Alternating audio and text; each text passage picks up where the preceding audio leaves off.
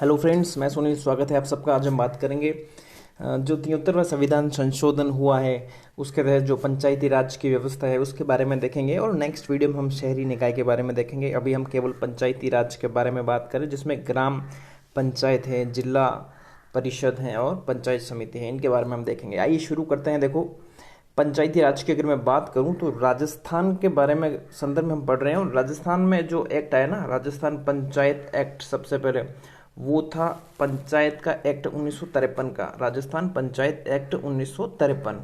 और इस एक्ट के तहत पहला चुनाव हुआ 1 साल के बाद, फरवरी 1954 में। ठीक है, ये बात ध्यान रखना आपको।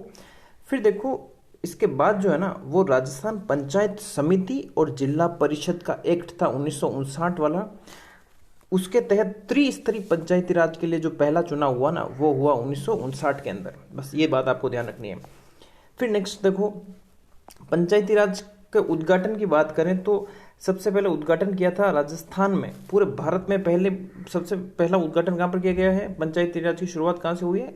यहाँ से हुई नागौर, राजस्थान के नागौर जिले के बगदरी गांव से। ठीक है, 2 अक्टूबर 1959 को ये शुरुआत हुई थी। अब हम देखते हैं 73वां संविधान संशोधन एक्ट 1992। तो देखिए, ये जो 73वां संविधान संशोधन एक्ट 1992 है, ये कब लागू हुआ?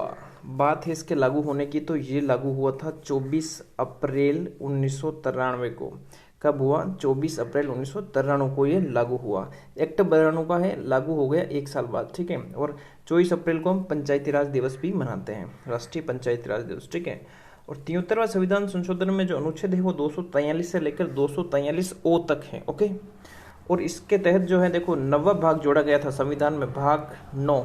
ओके, और 11वीं अनुसूची जोड़ी गई, जिसमें 29 पंचायती राज के कार्य बताए गए हैं। फिर देखो, नेक्स्ट बात करें अगर हम, तो राजस्थान में कब ये जो है एक्ट जो है वो लागू हुआ? अभी तो हमने भारत का देखा है, पूरे भारत स्तर पर जो भी हमने पढ़ा है। अब राजस्थान में ये एक्ट जो है वो 1994 जो है वो कब लागू हुआ? तो एक्ट जो राजस्थान के लिए जो एक्ट पारित हुआ ना, वो है 1994 का, और ये लागू हुआ 23 अप्रैल 1994 को लागू हुआ। कब लागू हुआ? 23 अप्रैल 1994 का। ठीक है, अभी हमने ऊपर देखा, ये तो था भारत के स्तर पर। ठीक है, 73वां संविधान संशोधन एक्ट 1992। लेकिन राजस्थान पंचायती राज एक्ट 1994 की बात करें, ठीक है, राजस्थान में एक्ट कब आया? 1994 में। ठीक है, और लागू कब हो गया? 23 अप्रैल 1994 को लागू हो गया। ओके, ये ध्यान रखना आपको। फिर हम देखते हैं पैसा क्या है। देखो, पैसा एक्ट जो है ना, पैसा का पूरा नाम है वो है panchayat extension to scheduled areas. ठीक है, ये राजस्थान पंचायती राज नियम 1996 है। बस ये आपको ध्यान रखना है। फिर देखो, नेक्स्ट हम बात करते हैं ग्राम सभा। तो ये ग्राम सभा जो है वो अनुच्छेद 243 ए के अंदर है। ग्राम सभा में देखो कौन जो है वो सदस्य होता है। ग्राम सभा में जो गांव, पूरा अपना जो गांव होता है ना, गांव, ठीक है, तो उस गांव के अंदर जितने भी जो पंजीकृत मतदाता होते हैं ना, मतदाता, मत देने वाले, ठीक है, वो मतदाता 18 वर्ष जिनकी आयु है, ठीक है, वो 18 वर्ष से जो ऊपर है। ओके, ग्राम सभा में। फिर देखो, कुछ एक्ट हैं इसके। वो एक्ट कौन कौन से हैं? देखो, तो माफ कीजिएगा, कुछ अनुच्छेद हैं, एक्ट बोल रहा हूँ मैं। ठीक है, अनुच्छेद हैं। ठीक है, तो ग्राम सभा वाला तो अनुच्छेद 243 ए है। ठीक है, अब अनुच्छेद 243 सी क्या है? देखो, अनुच्छेद 243 सी में है चुनाव के बारे में। ठीक है, चुनाव के बारे में वर्णन है।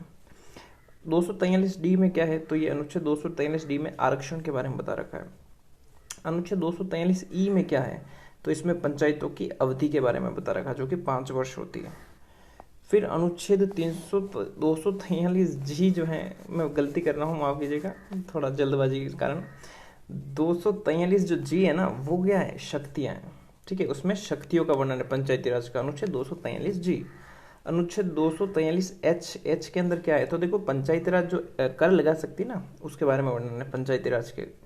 और 243 के में जो है राज्य निर्वाचन आयोग के बारे में प्रावधान है।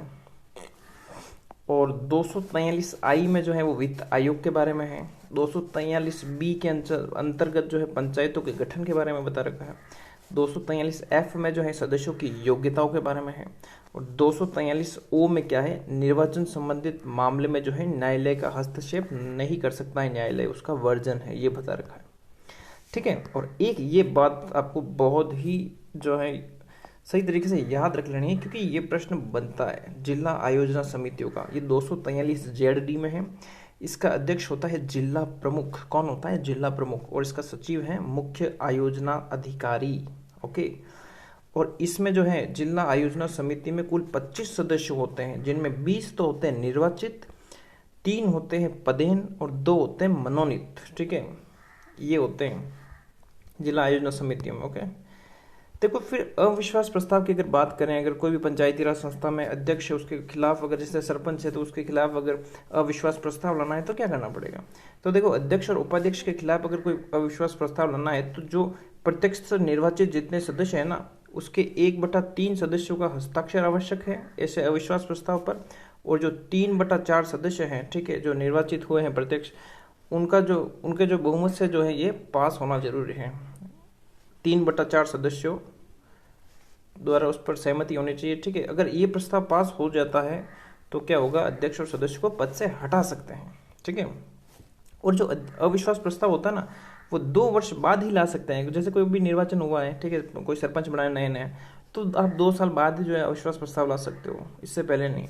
और अगर आप प्रस्ताव लाए और अगर वो पास ही नहीं हो पाया, 1/3 सदस्यों ने हस्ताक्षर कर दिए लेकिन 3/4 की ये जो मेजोरिटी ये नहीं मिल पाई, तो फिर आप अगले 2 वर्षों के लिए भी नाम नहीं लेना है, आपको कुछ नहीं करना है, नहीं ला पाओगे आप अविश्वास प्रस्ताव। ठीक है, ये प्रावधान है। फिर देखो, वार्ड सभा की बात करें ना, तो ये पंचायती राज की सबसे छोटी इकाई है। पंचायती राज की वार्ड सभा, इसकी 1 साल में कम से कम 2 बैठकें होनी आवश्यक हैं वही साहब। ठीक है, और 6 माह से जो अधिक अंतर नहीं होना चाहिए उन बैठकों में। और गणपूर्ति है इसकी 1:10 सदस्य, यानी कि 10% जो सदस्य होते हैं वो। ठीक है।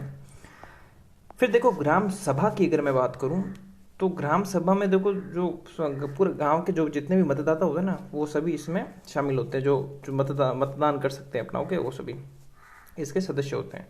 इसकी वर्ष में 4 बैठकें होनी चाहिए। वार्ड सभा की तो 2 होनी चाहिए, इसकी 4 होनी चाहिए। एक 15 अगस्त, एक 26 जनवरी, एक 1 मई और एक 2 अक्टूबर, गांधी जयंती पर, और एक ये अपना मजदूर दिवस है, इस पर जो है।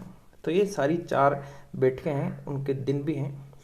फिर देखो, अगर मैं बात करूं बैठकों की, किसकी? ग्राम पंचायत की, पंचायत समिति की, जिला परिषद की, तो ग्राम पंचायत की बैठक जो है ना, वो 15 दिन में 1 बार तो होनी ही चाहिए, आवश्यक है।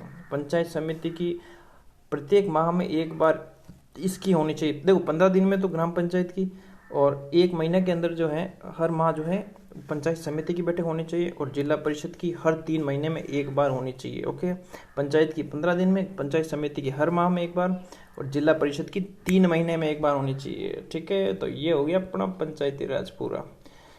अगर आपको ये वीडियो अच्छा लगे तो उसको जैसे शेयर करें। अगर कोई डाउट हो तो कमेंट करें, और चैनल को सब्सक्राइब करना बिल्कुल ना भूलें। देखो, जो आप सोच रहे होंगे कुछ पार्ट जो मैंने अभी नहीं बताया, जैसे कि जो समितियां होती है पंचायती राज की, जितनी भी समितियां हैं, और जो कौन किसको शपथ दिलाता है, ये सारे प्रावधान, और जो 29 कार्य है वो किस में, तो इससे पहले मैं वीडियो बना चुका हूँ, आप प्ले लिस्ट में जाकर देखिए, वहाँ पर आपको मिल जाएगा। बस आज के लिए इतना ही, धन्यवाद।